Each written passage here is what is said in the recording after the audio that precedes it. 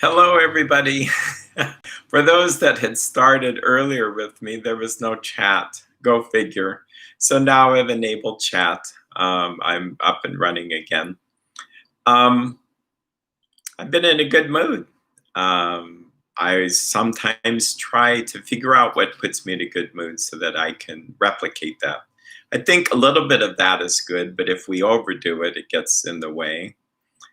I've been taking a course, Freedom from Chronic Pain. I've suffered from that myself and studied a lot and took a class in Santa Cruz right before COVID. And then I was scheduled to fly out to Detroit to do more in, would that have been February, March? That got shut down because of COVID. Kind of disappointed. I was really looking forward to that, but it is what it is. Turns out that now I get to take a class for 8 weeks, 3 hours through Zoom, with half the class being in Australia and half the class being up here in the States. Meeting lots of neat people. In a strange way, I'm getting to know people better because I don't know why. If in a class we'd all fly in and then we'd be strangers, but here they even do little breakout groups. So leave it to Zoom. I learned something from Dr. Howard Schubner. He writes a book called Unlearn Your Pain, has a website, Unlearn Your Pain, and a movie called This Might Hurt. Wonderful guy, like how he thinks, backs things up with research, and the reality is has helped many hundreds of people get better. I was listening to a podcast and he says, oh, there's the 5 F's when it comes to this. And chronic pain isn't about just managing it. It's to see that underneath it is all these frozen feelings. And that if people want to be free, one has to get out of these feelings and express them. And that takes some doing. And for some, all it takes is just reading a book to realize this is just not physical, even though it feels so much like that, because it is very painful. But he said, we don't want to fear the pain. And a lot of pain can be fearful. So I'm broadening this out to an emotional, painful experience. We don't want to fight it. That makes it worse. We don't want to focus or fixate on it. We don't want to get frustrated by it. If we start to get angry about this continuous anxiety, this continuous pain, this continuous depression, it kind of gets in the way of it. And we don't want to fix it, trying to fix it. Thought that was pretty neat. It's cute, it's simple. The downside is it's hard to remember which F it is, but if I do this enough, I'll probably remember it. To add to it, I added figuring it out is another F, which I think is pretty big.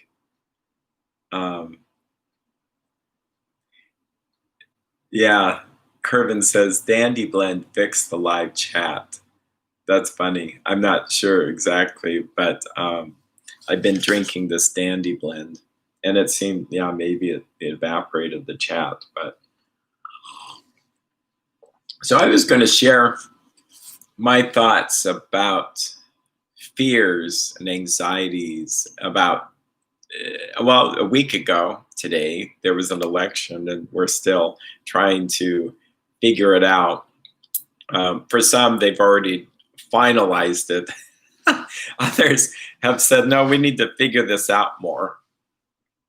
Boy, I'm on a strange note. And others are filing lawsuits. So I don't want to get into the details of that. But I think with that, we're just going to have to go with the flow if we want to have peace. That we're just going to have to be patient, to wait this out. If, you know, it's not really going to be finalized till it's finalized. If we fear it, we're just living in constant fear. It's just painful to live that way. if we try to fight things to have our way, we're going to have troubles. It just doesn't work so well to do that. If we try to focus on something, so fighting something is when our brain gets so stuck we can't let it go, and so we're fighting to have our own way about something. Focusing and fixating, I do have compassion for people. It's like they're not trying to, they're just brains just get that narrow focus and a spotlight, and that's all they can see. For a while, it was the coronavirus. I mean, this is a good lesson for us. Like back in March, April, May, that's what everybody seemed to be focusing on. I would look at the numbers. I would be concerned about germs, the coronavirus, not germs, but the virus being on certain objects, going shopping. I mean, that was on the forefront of our mind. That's just how we were. But since then, we've most likely have relaxed some. We're not over focused on it morning, noon, and night. I think it still exists. I think that we may see some surges and we should take precautions. But that fear factor of over focusing is maybe not there for some of us. Figuring it out, I added that just a couple of minutes before as I was pondering doing this live stream. How many of us spend times figuring things out, trying to understand, well, what caused the virus, what caused this outcome, what caused my depression, what caused the panic, what caused, figuring out things. And we've talked a little bit about addiction. Figuring things out addiction wise and I remember being in a meeting, someone said, figuring it out is not one of the 12 steps. And I laughed. I thought that was pretty funny. Yeah, I'll always remember that. Getting frustrated, not going to help us. Even being angry and sinning not in our anger is more productive than just being frustrated. I think frustrated is just the precursor to us wanting to white knuckle something to have things our way. And then fixing it could be overtly trying to fix something to make something happen, to fix our feelings. So, as we go into these next couple of weeks, the things that could really bother us could be the pandemic, continued on with possible surges in coronavirus. I've heard of a few cases where they've gone up. Do we really need to fear it? And I think some of us had that fear of it initially. But maybe the fear has gone down to a healthy level, Fighting it, yeah, I think fighting it is a good thing in as much as we're surrendered to God and ask God to guide us in that. We can fight things with such a narrow focus that we lose sight of other things that can cause problems. I mean, this would be silly, but say like someone wants to kill the coronavirus, so puts toxic chemicals in a building. People come in and then they get sick or die from the toxic chemicals. I think sometimes that's what's happened with lockdowns, lockdowns. That's probably the main thing, and shutting down economies. Yeah, that might have caused a lot of problems. I'll share this again. I think is worth repeating that during World War II, there were about 300,000 plus soldiers die during the war. 2 million died. 2 million civilians died from heart attacks. 1 million they know was just from the stress of that. So it's so weird to think that during that time, people are really focused on keeping soldiers safe, etc. Little did they realize 3 times that amount would die from the stress of it all. And what could have been done? Well, maybe more support groups, churches being opened, whatever they need to do to help people who had loved ones serving our country, fighting the war. So I share this to say that I'm concerned about the health of people today. Are we inadvertently, without realizing it, having blood chemistry change, higher cholesterol levels, higher levels of hormones, adrenaline, um, uh, insulin levels, what's going on there? So taking deep breaths, standing back, seeing the big picture.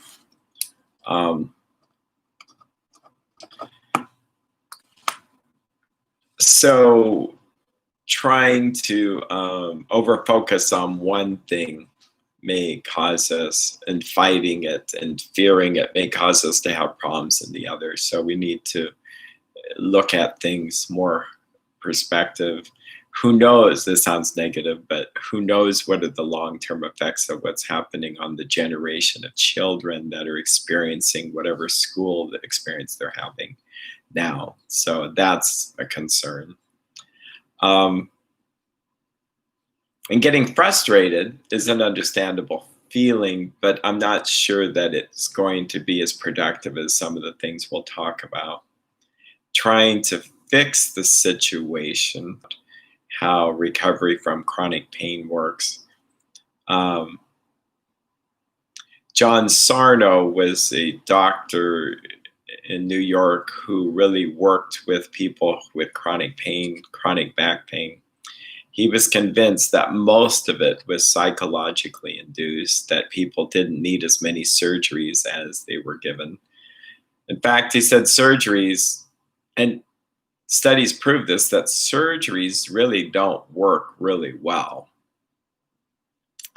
They may work as a placebo, but if there's underlying anger, fears, guilt, these repressed emotions, it's going to turn to something else. It'll snap something else. He did a 4-week class, and people would, I think it was 4 weeks. Well, it was a class. Nevertheless, people came and listened, and they got better. 80% got better. And so the book was Healing Back Pain. And you can find it all over the place. Then he wrote some other books, The New Mind, The Mind-Body Prescription, I think it is. Then a number of other people started getting better using his models, and Howard Schubner is one of them. He wrote a book called Unlearn Your Pain. What happens is our bodies adapt to doing something over and over and over by creating an actual pathway neurologically. So for instance, say like I'm riding a bicycle, the very first time I have no bearing of how to do this. But after practice, I start to actually get it. And I'm not even sure how I got it, but I got it. Once I've got it, I now have pathways that are designed for bike riding, where before I just didn't have those. Why? Well, because if every time I needed to ride a bike, it was like the very first experience, it wouldn't be quite efficient. Same thing with anything else. If I'm good at expressing emotions, then I have a neural network to be able to get those out, to get the pathway through my words or writing or exercise or something. And so Dr. Hebb created a law called, well, maybe they called it Hebb's Law, which is what fires together, wires together. So what this means is that when you do something and it fires, you do it enough, it begins to wire together. So chronic pain, unfortunately, is wired after a while. And every time you're upset, but you can't really do tears or you don't do anger, it goes to the middle of your back or your lower back. Lower back pain, upper back pain, shoulder pain, kind of carrying the weight on your shoulders, pain in the neck. I remember as a kid getting frozen necks. I thought I just pulled a muscle. I thought I'd slept wrong or it was wrestling, which I was really kind of afraid of. But it was a pain in the neck, pain in the rear end. We use these phrases to describe this mind-body connection. It felt that at the time, it was better for me to have physical pain rather than emotional pain. So it begins to get hardwired there. How do you unlearn your pain? Well, there's a number of things, but it's going to take some time. It's not a quick fix. It can take maybe 5 to 6 weeks. That's what it takes a neuron to grow. So that's the good news.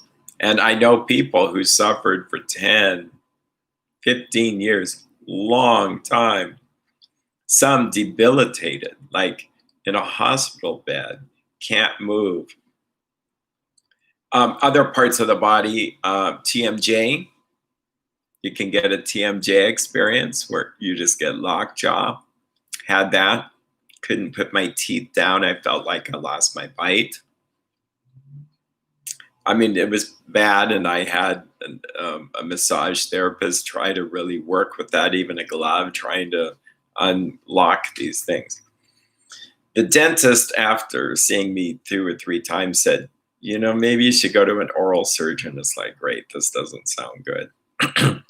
But I go, and thankfully, the guy said, 80% of these things just go away by themselves. It went away.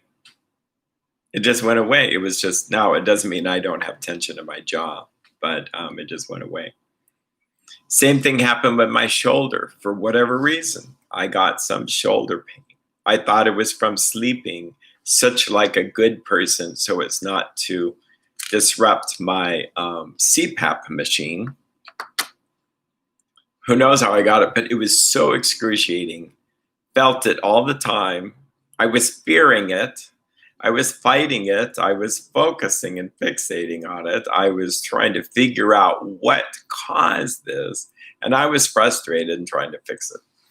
See how those work? It really does fit. Boy, all these F words. So I was doing an exercise where it was with a pulley to try to yank on this arm to get some back. I was like, oh, it was just bad. It was just weird. And it's like, I knew that it was going to hurt physical therapy, etc.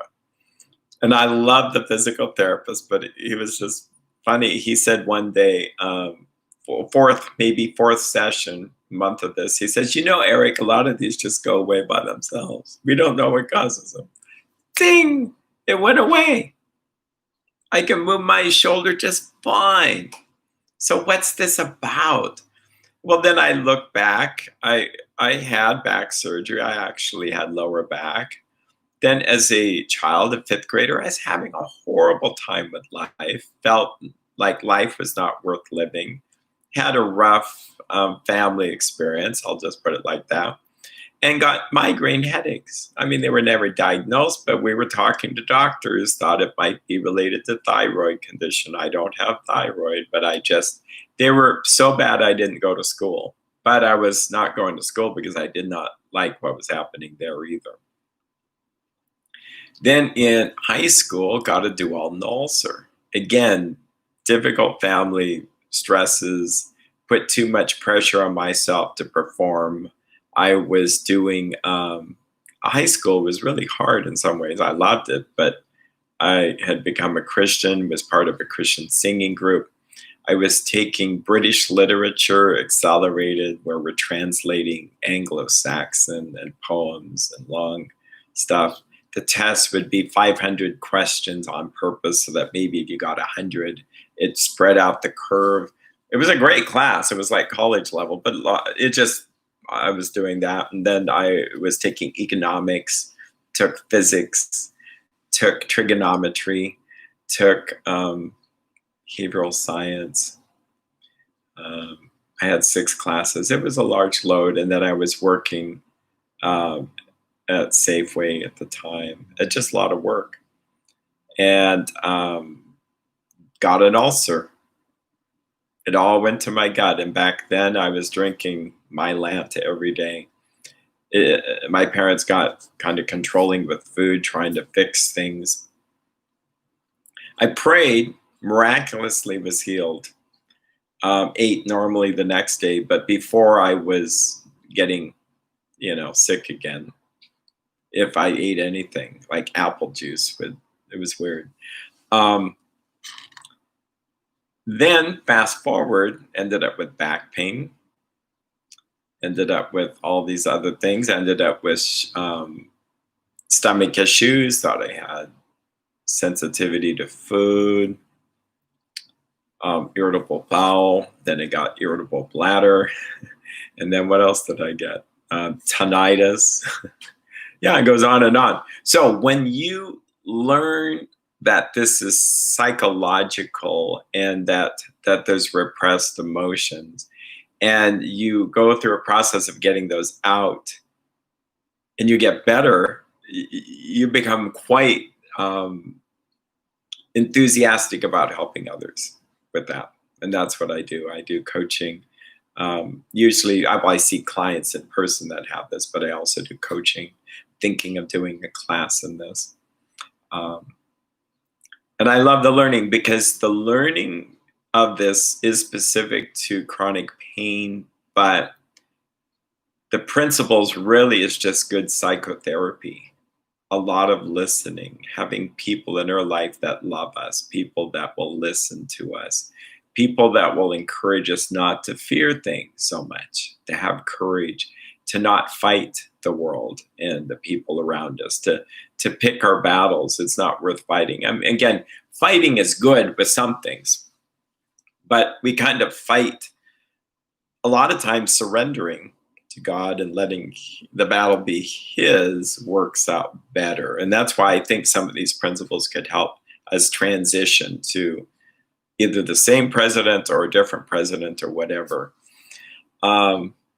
Figuring it out is part of the problem, because the mind-body syndrome people suggest that we get these aches and pains to distract us from what's really going on. That's why it's so effective. So if I'm so busy trying to figure out physiological problems, it's working.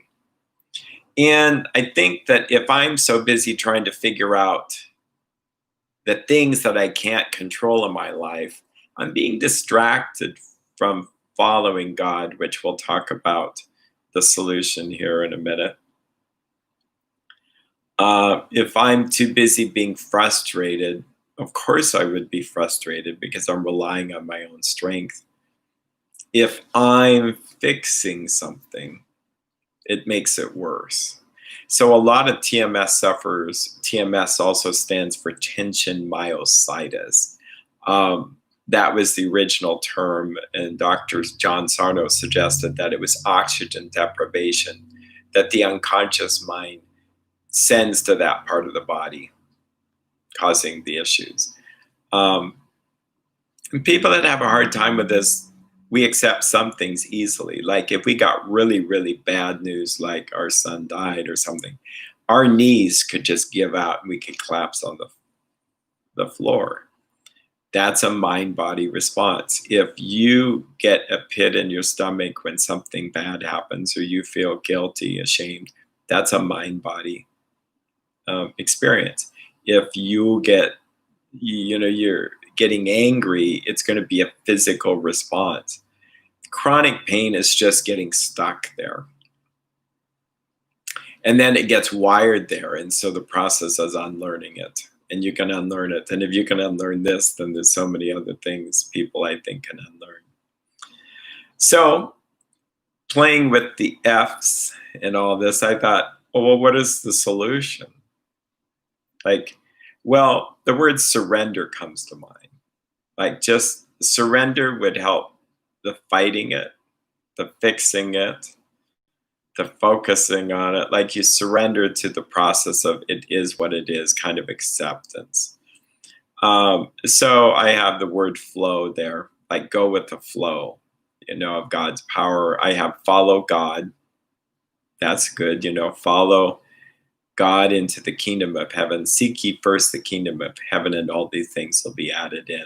I really believe that God allowed me to learn the problems with my chronic pain because He wanted me to, but I didn't know what I was praying for, but I just happened to randomly pick a book off the shelf in my own library as I was getting on a plane to go to New York.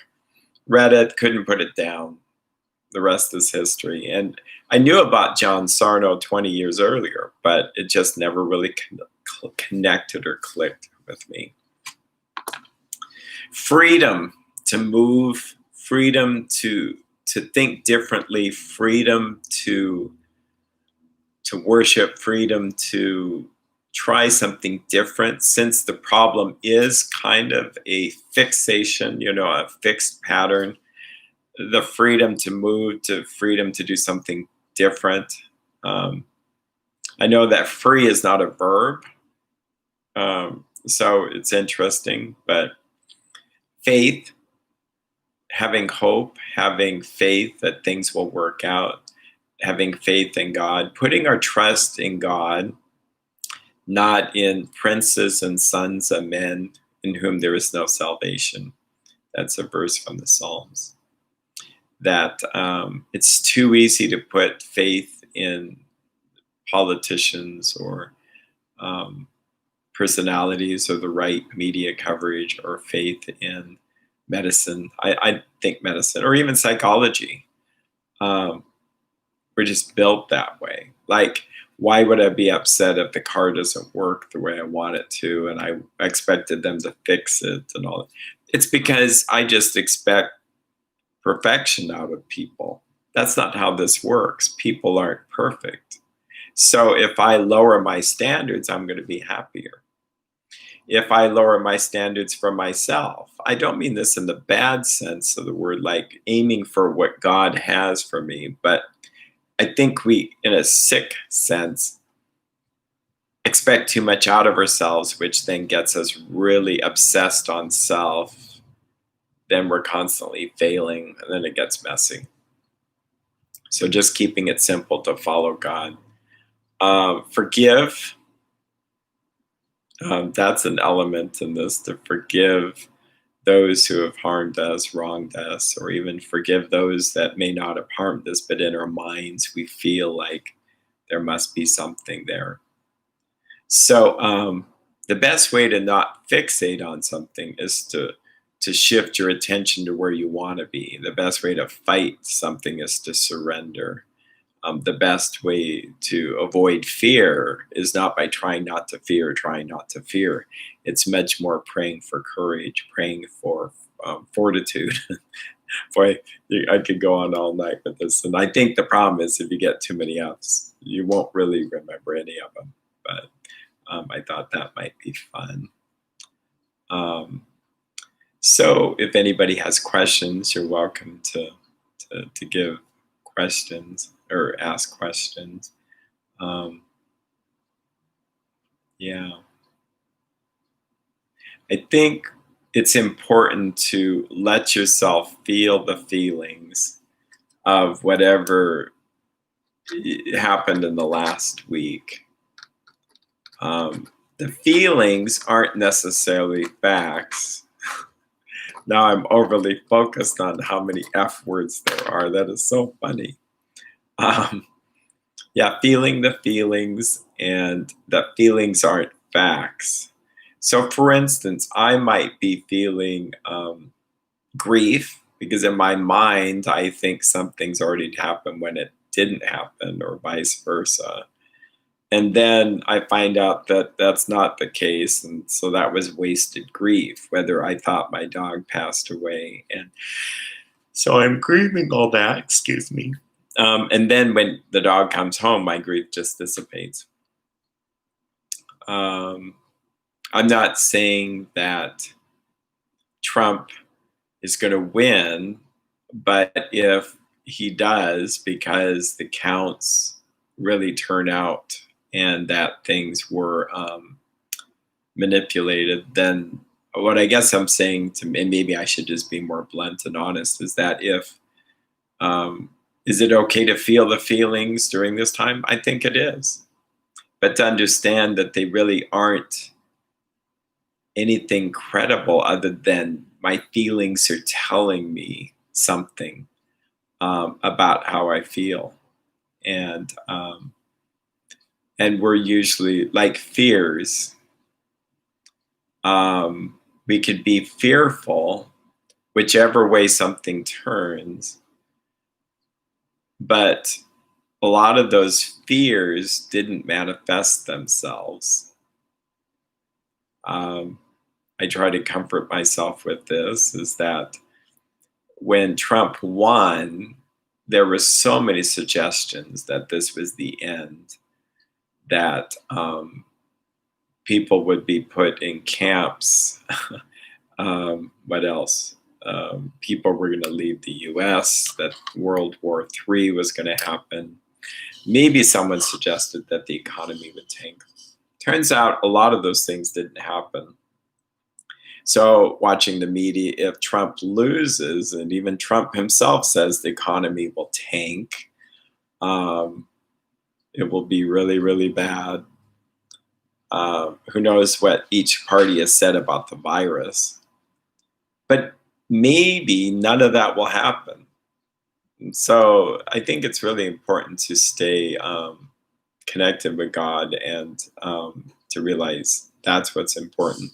If we are thrown a curveball and something happens that we didn't see it, either we're going to skip the fear part, just like in crises, and just go to action to save our souls. Say like it's almost a car accident. Well, we don't really feel the feelings there other than we quickly steer out of the way. But later we'll feel the feelings. Or we're going to have time to feel the feelings, which is we're going to feel the feelings, we're going to grieve. And then once we feel those feelings, we're going to ask, well, what do we do now? How are we going to support ourselves now? Or how do we, this is just part of life. If one loses a job, loses a loved one, there's a family member who passed away very recently, a couple of days ago, my uncle. And then I had a friend whose son passed away unexpectedly. I'm not even sure what happened. But feeling the feelings is going to be helpful because to stuff them, it usually doesn't turn out well. And I think a lot of us are prone to doing that. So that's my encouragement.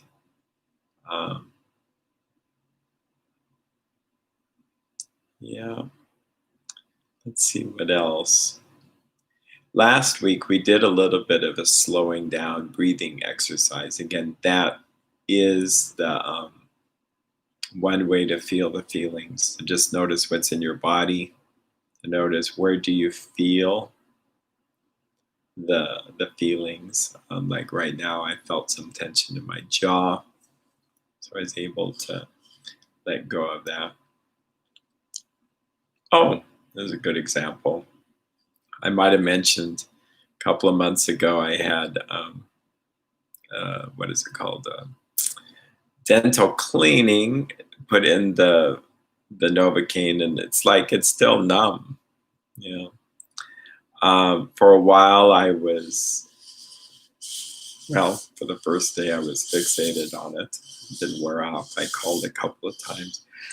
I said, I'm purposefully not going to think about this. I'm going to get on with my life, because me focusing on it, fixing it, getting frustrated, figuring it out, fighting it, and fearing it is not going to make it get better. So it's still with me, but less. It's livable, but it's kind of something. I don't know how much I want it to go away now, because if I'm only thinking about it now, but if you don't focus on it, you might not even notice it much. And So my point is that what you focus on or fixate on or trying to figure out, it usually grows the problem. And instead of just moving and following and flowing to a different direction. And I think that's how people will do well.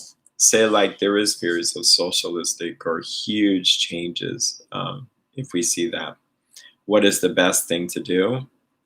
To pray, to follow God, to have faith, to go with the flow where it's okay to go with the flow, but to not go with the flow where we need to say no. And that will take faith and courage and a lack of fear. If there was a concern I think that I'm afraid that too many people are afraid. And maybe I should really focus on building something more potent, than just a live stream on how to fix that. Because if people are really, really afraid of this, they may act and react. They may go silent. They may not speak up. Say like civil rights are being infringed upon, or people are asked not to attend their own church, or to do this, this, and this. I fear that people will be too fearful in their responses rather than do what they feel is right thing to do. Following God, following their conscience there. This whole experience gives us I'm being redundant. This gives us the opportunity to really be strong people in God. I look back at our grandparents, our parents who went through the Great Depression, 2 world wars. I mean, they got strong by going through these things. The Dust Bowl, it just goes on. And I knew them. It was amazing. They lived to be 96 and 90. And I just wonder if my soft, I had a harder childhood, but my soft childhood makes me too soft now. And so I pray for God's direction. Again, I don't want to figure that out. Just say, God, what do you have for me? What do you want me to do? Empty myself of myself and try to just go there with God. I'm not sure I've shared this from the AA book, but I feel like it's a good thing to share.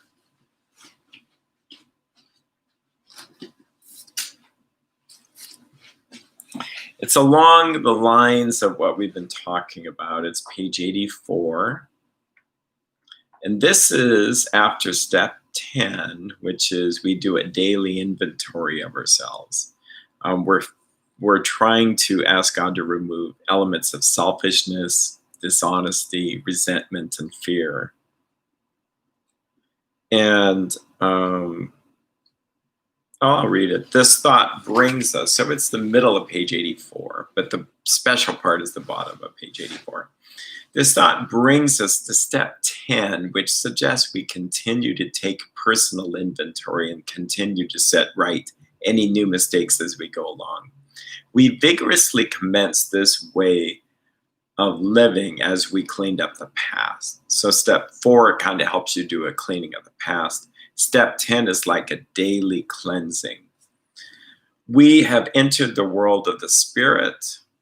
Our next function is to grow in understanding and effectiveness.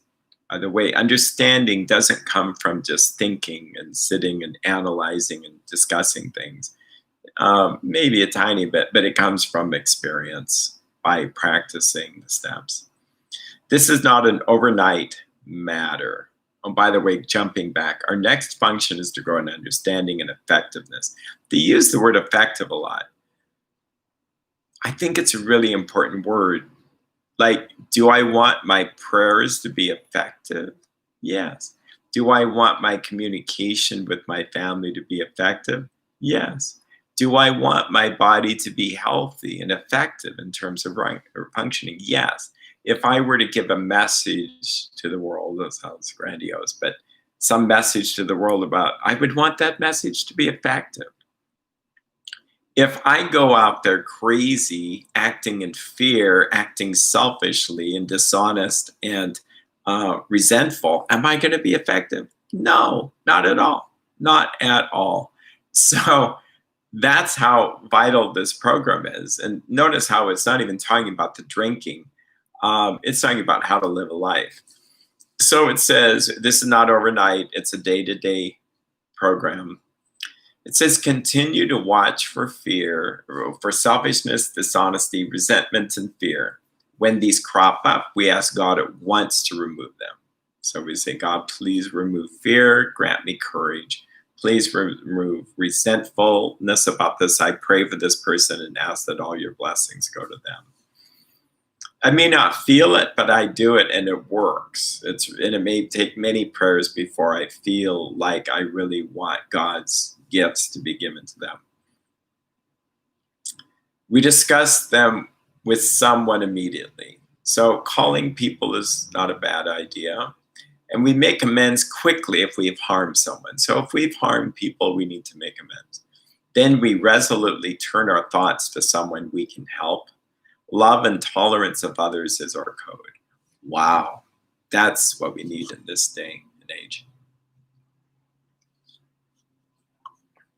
By the way, I mean, not to be judgmental, but if this was used by people on both sides of the party, or the rioters in the street, or people trying to end racism, love and tolerance of our others is our code. It would work so much better. If they've harmed people in the process, making amends would work so much better. Even our president, if he had made amends with anybody, it would have worked so much better. Holding grudges is not going to really work. It's not effective, you know. This, I go back to this a lot. So this is the miracle of it.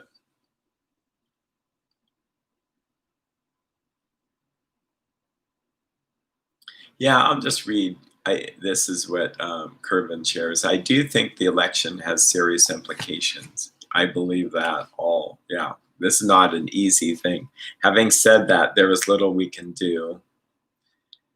I do much better concentrating on the difference I can make in my own community. I ask God to help me. Very nicely put. Yeah, there's this sense that it's so far out there. What can I do? Now, I don't mean to challenge anything, but I do feel there's little I can do. But there's a sense that if I go to God Almighty, now I'm not saying my prayers are that effective, but if I can go to the God of the universe, the God who created this whole world, who was there during the creation, who Abraham, Isaac, and Jacob, that whole story, who was there during Moses, is there throughout everything, throughout every major catastrophe the world has ever seen. And even beyond that, the galaxies of galaxies, light years away. I can go to him in prayer and humbly ask him for help in my own life, for the world. And I would encourage everybody who wants to pray for America, pray that God's will be done, to pray that if there has been dishonesty, that honest comes out. Because here I am sitting watching YouTube, and thankfully it's not as much as I thought. I thought I'd be just addicted to it, but I realized if I spend an hour watching that, why not spend an hour in prayer? I will sleep better. It'll work better. I do tend to think that God can really work through prayer if enough people pray, and all one has to do is look at the Old Testament where there were serious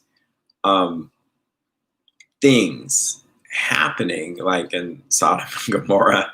And through God interacting with one person, something changed in that. And I would rather do this and really believe that God is hearing our prayers. And I think it comes to repentance, that he really wants our personal repentance first. And so a shakeup of America get us to do that, but that's another topic. I do love this book called The Sunflower by St. John of Tobolsk. It's on Amazon. The Sunflower,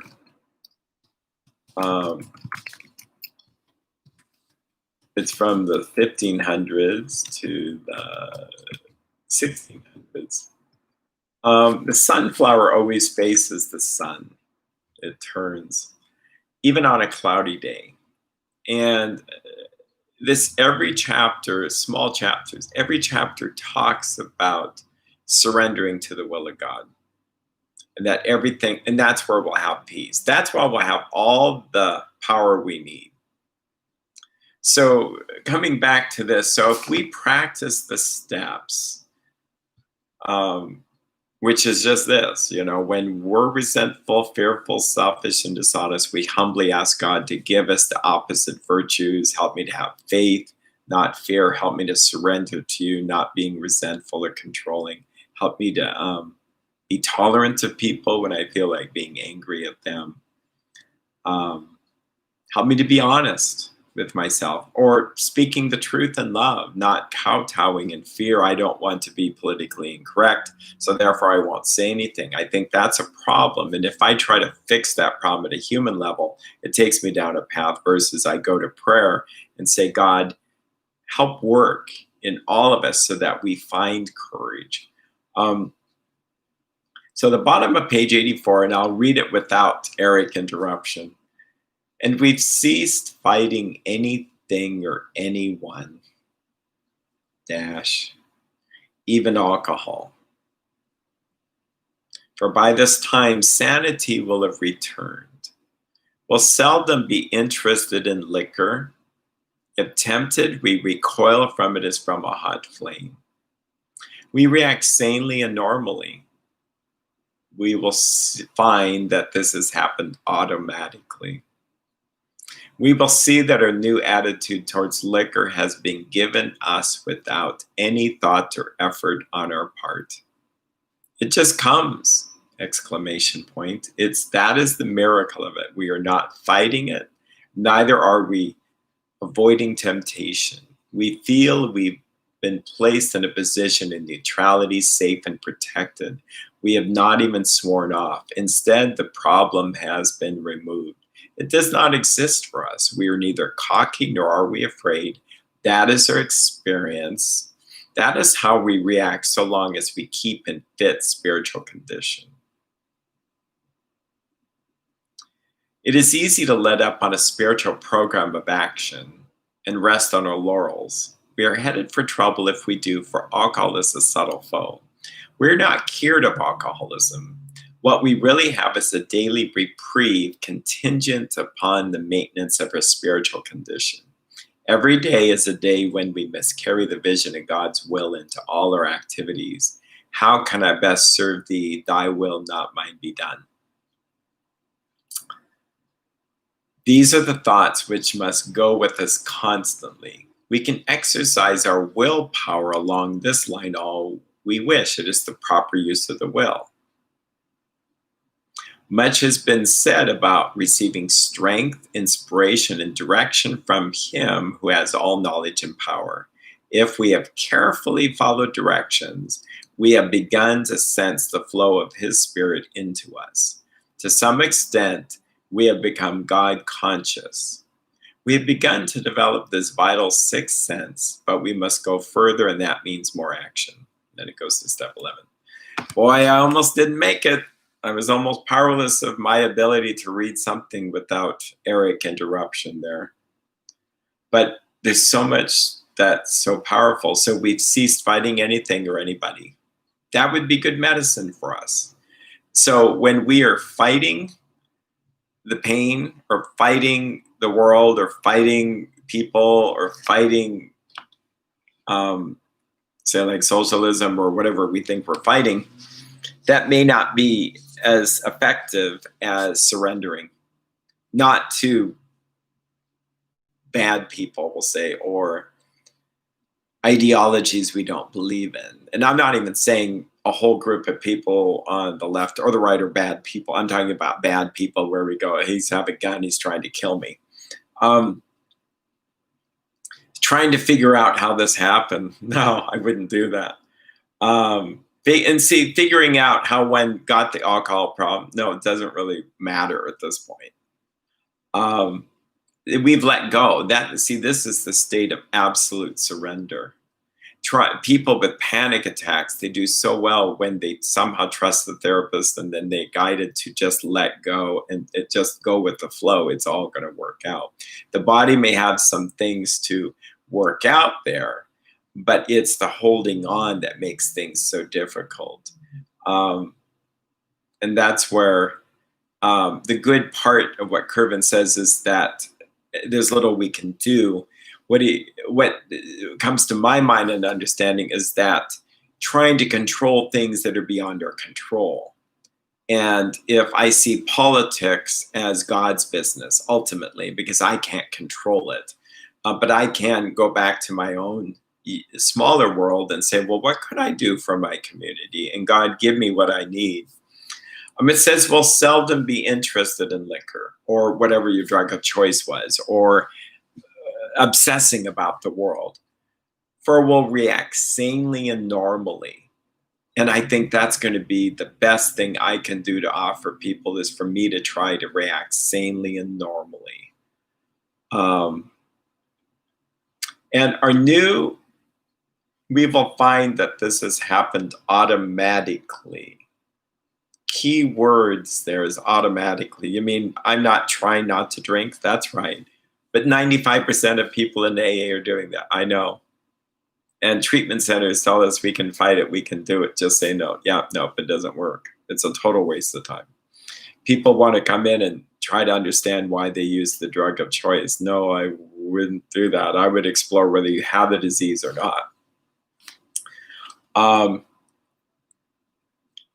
And it goes on and on and on and on. It repeats itself. It just comes. That's the miracle of it. We're not fighting it. Neither are we avoiding temptation.